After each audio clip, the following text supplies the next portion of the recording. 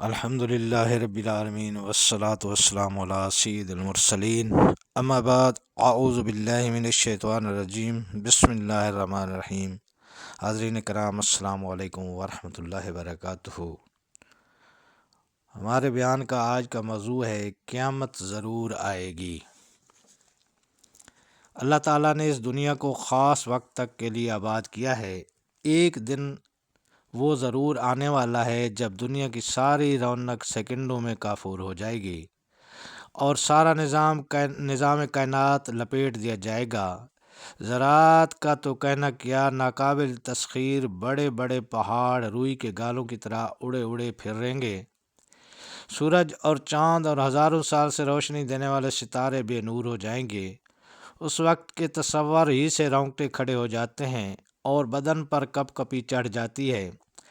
قرآن و حدیث میں قیامت کے تعارف اور اس پر یقین رکھنے پر بہت زور صرف کیا گیا ہے، اور واقعہ یہ ہے کہ قیامت کا استحضار اور تصور ہی انسان کو برائیوں سے محفوظ رکھنے پر مجبور کر سکتا ہے، جبکہ قیامت سے غفلت شعاری انسان کو بے راہ روی کا شکار بنا دیتی ہے۔ بہت سے اہل مذاہب اسی لیے گمراہ ہوئے ہیں کہ ان کے یہاں قیامت کا تصور ہی نہیں۔ وہ دنیا کی زندگی ہی کو سب کچھ سمجھتے رہے، اور جب اگلی زندگی کا انہوں نے تصور ہی قائم نہ کیا تو اس کے لیے تیاری کے بھی کوئی معنی باقی نہ رہے۔ اسی لیے اسلام کے بنیادی اور اہم ترین عقائد میں سے قیامت اور آخرت پر ایمان لانا لازمی ہے۔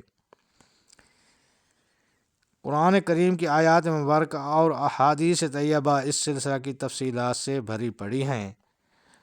تو اللہ تعالیٰ ہم سب کو روز قیامت سوال و جواب اور امتحان سے سرخرو ہونے کے لیے نیک اعمال کرنے کی توفیق عطا فرمائے، اور ہمیں ہر وقت ہر لمحے قیامت کے منظر کو سامنے رکھنا چاہیے تاکہ برائیوں سے بچا جا سکے اور نیک اعمال کا ذخیرہ کیا جا سکے۔